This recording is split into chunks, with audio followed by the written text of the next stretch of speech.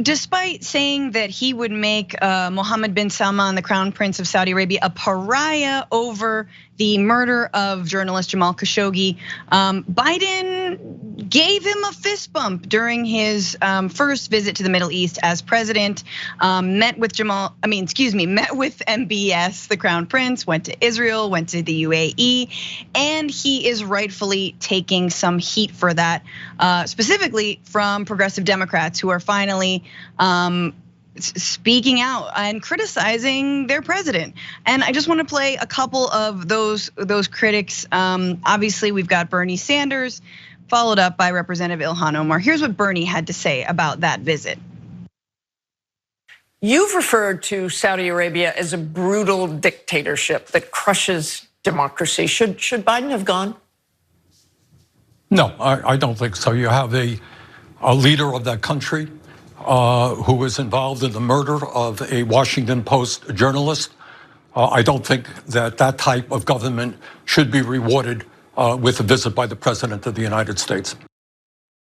That type of government should not be rewarded with a visit. Representative Ilhan Omar went even further, understanding the strategic importance of Saudi Arabia, but saying, look, this was honestly a win for the Saudis. Take a look. We have to be willing to take stances, even if they are difficult, in doing the right thing. We want to be a country that has moral standing when it comes to the defense of human rights, as we've said with Ukraine and in other places. And we have to be a country that is interested in advancing democracies. And none of those things were accomplished with the Strip. None of those things are accomplished with the message this trip sends, and none of those things were accomplished with the smirk that the Saudis now have on their face as they look at us as a country that is vulnerable and willing to do anything to appease the Saudis. So some pretty harsh words for the president and his trip. But when asked about that criticism, and specifically about the fist bump with MBS, President Biden had this to say. Yes. You're coming under a lot of fire for your fist bump with the Crown Prince. I just wanted to give you a chance to respond to that. But also, how can you be sure that another incident, another murder like Jamal Khashoggi won't happen again? God love you. What a silly question. How could I possibly be sure of any of that? How could he possibly be sure? He's just the president of the United States of America with the largest military on earth. He just sells weapons to the Saudis every single month. How could he possibly assure that more human rights violations won't happen in that country or the broader Middle East? Before we go on to MBS's little clapback and more about that meeting, Cenk, I just want to get your thoughts on some of that criticism and Biden's response to the criticism. Look, Biden is so sad now. I mean, what's that laugh? I mean, you fist bump with a guy who dismembered a journalist, and they ask you a very legitimate question about it, and you do that forced laugh and you call it silly. It's not at all silly. It's a perfectly good question. It's a rare good question from mainstream media. So of course he's defensive about it, but he's weak, and so he's going to beg the Saudis, he's going to beg the Israelis, he's going to beg everyone. And what could he do about it? To your point, Francesca, there's a million things he could do about it. He cut off all the funding to Saudi Arabia, etc. But he's never going to threaten any of that because he's weak. I'm going to make the most random point of all time. Mohammed Bin Salman. No one ever talks about how physically ugly he is. And I just want to assure you that as a Middle Easterner, I can tell you with great confidence, it's not bias or anything like that. That dude is ugly, okay? Both outside and inside. All right, now moving on back to relevant political points, because the next one, unfortunately, is a doozy. Yeah. I just wanted to comment that, like, look, I'm glad that Bernie Sanders and Ilhan Omar are speaking out about this. We're talking about the Congress has voted to stop funding Saudi Arabia's war on Yemen. There's been bipartisan legislation in the Senate, spearheaded by Senator Sanders and Rand Paul of all people, to also stop selling weapons to the Saudis, specifically for their ongoing war in Yemen. That failed to pass. The Senate did pass the House, but just to say, like, he is not out of step with not just Congress, but he's out of step with the American people, many who also want to see the United States put more daylight between themselves and Saudi Arabia. But okay, let's give Biden credit. He actually did raise the murder of Jamal Khashoggi at the meeting. He says here, as reported by the New York Times, I raised it at the top of the meeting, making it clear what I thought at the time and what I think of it now. Mr. Biden said, I was straightforward and direct in discussing it. I made my view crystal clear. I said very straightforwardly, for an American president to be silent on an issue of human rights is inconsistent with who we are and who I am. I always stand up for our values. Okay, that, I don't know why that doesn't sound that straightforward to me. Like, but anyway, let's give him, I guess, the benefit of the doubt. But the point is, the best part of all this story is MBS's response. Now, mind you, President Biden just came from Israel. In fact, it was a direct flight from Israel, where he did not bring up the murder of another American journalist, Shireen Abu Akleh, by the IDF, right? So he doesn't mention that, brings up Jamal Khashoggi to MBS, and here is, well, let's just go to this and then I'll go to more of what was actually said. But here's the clip. This is a spokesperson for the Saudi government explaining what happened. The president raised the issue of Jamal Khashoggi at the beginning of the meeting with His Royal Highness the Crown Prince, and the Crown Prince responded that this was a painful episode for Saudi Arabia and that it was a terrible mistake, that the kingdom launched an investigation into this matter, and that those who were accused were brought to trial and they were convicted. So the low-level goons have been sentenced. Anyone who actually ordered the killing, probably still in office.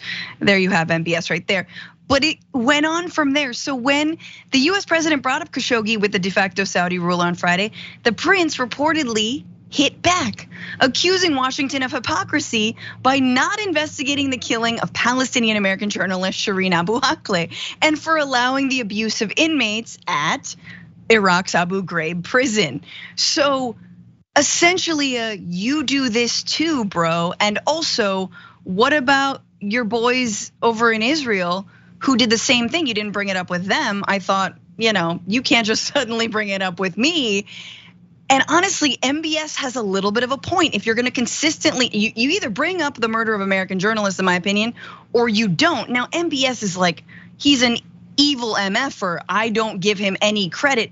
But like, at this point, like, those are real issues that he brought up. It doesn't make it okay. He's doing whataboutism, but it is just funny that Biden is getting his, essentially being sort of moralized to by another butcher. Yeah, and what's not funny about it is that it's true. And so, as you can tell, I'm not a big fan of the Saudi dynasty. Right, and they're Muslim fundamentalist. Muslim is the least relevant part of that sentence. Fundamentalist is the most relevant, and they're dictators. They're brutal. They're murderers. But in this case, they're right. So Israel assassinated one of our journalists, just like the Saudis did it. I mean, this is nitpicking and totally irrelevant, but Jamal Khashoggi was a columnist for the Washington Post. I don't think he was an American citizen. Shireen was an American citizen, and we didn't care. In fact, we helped cover up her murder. Our government put out a statement saying, yeah, okay, it was IDF bullets, because they couldn't find a way to disagree with that. They couldn't find a way to lie about that, but they said that it was coincidental. Based on what evidence? Total nonsense.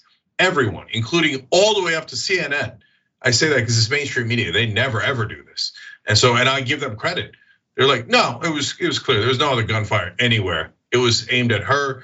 In fact, she had a helmet on. They shot between the helmet and the body armor. They shot her in a place where they can kill her, and they shot directly at her. No, they murdered her.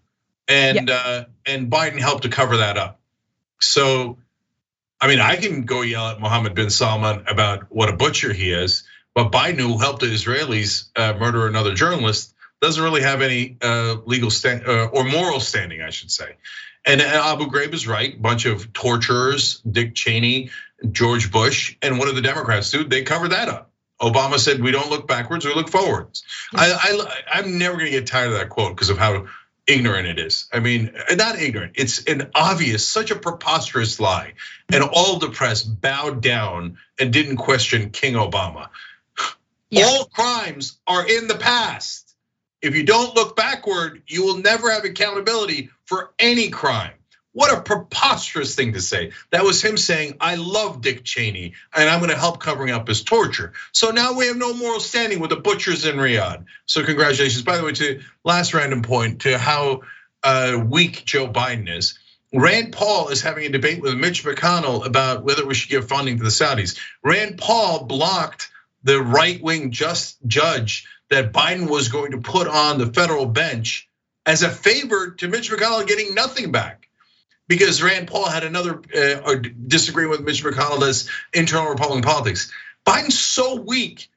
The Democrats who control the House, the Senate, and the White House have handed over the country to a debate between Rand Paul and Mitch McConnell, the two Republican senators from Kentucky. Yeah, absolutely. And I just want to say, like, obviously, I think it is important to point out the hypocrisy of, like, look, if you're not going to visit Saudi Arabia, which I think it was a win for the Saudis. I think Ilhan Omar and Bernie Sanders are absolutely right. There is a smirk, as Ilhan Omar said, but it also raises this question: if both of these regimes are not only killing journalists, but brutalizing the people of Yemen, brutalizing the people of Palestine, like, then actually, if you refuse to visit Saudi, you should probably refuse to go to Israel as well. So it is an important lesson. And if you go to both, and if you go all in, well, then you can't raise one human rights issue with one country and not with the other. And of course, all of this is, again, to sort of like make sure that Saudi Arabia continues to pump oil out into the global market. Oh, please, oh, please, oh, please. No, we won't mention, it's okay, we just mentioned it once, and we'll never mention Jamal Khashoggi again. Yes, a US based, but not American citizen. Anyway, it is so sad that actually this president, it's not the Obama legacy, that's the difference. It's the Trump legacy. That's what Biden is doubling down on, and that's what kills me the most. All right, I'm just saying one last thing. Yeah. This Biden doesn't know anything about politics, okay? Oh, he got elected because the mainstream media declared him king. So if you go to talk to Mohammed bin Salman and you're absolutely forced into that because of the details of the oil markets, et cetera. Is that a conceivable situation? It's a conceivable. But you have to go with massive sticks in your back pocket. And you have to tell MBS, listen, here's the deal we're gonna do, and it sucks for us, and I hate it, but I'm here and I gave you the fist bump, but you're gonna do, but that's in return for X, Y, Z. But if you don't do that, I'm gonna invite you to an embassy and I'm gonna break both your goddamn kneecaps. And I'm gonna make sure that I pulverize your government. And if you screw me, you have no idea the hell that Saudi Arabia and your stupid regime will be in, okay? The chance of Biden doing that is zero. And if you did that, would it work? Of course it would work, because he would then soil himself. Because I got news for you, America is 1,000, 1,000,000 times stronger than Saudi Arabia or Israel, but we never act like it. Yeah. No, that kind of language is reserved for Corn Pop, Cenk. Just want to let you know. No. Corn Pop gets a talking to like that. Thanks for watching The Young Turks. Really appreciate it. Another way to show support is through YouTube memberships. You'll get to interact with us more. There's live chat emojis, badges. You've got emojis of me, Anna, John, JR. So those are super fun. But you also get playback of our exclusive member-only shows and specials right after they air. So all of that, all you gotta do is click that join button right underneath the video. Thank you.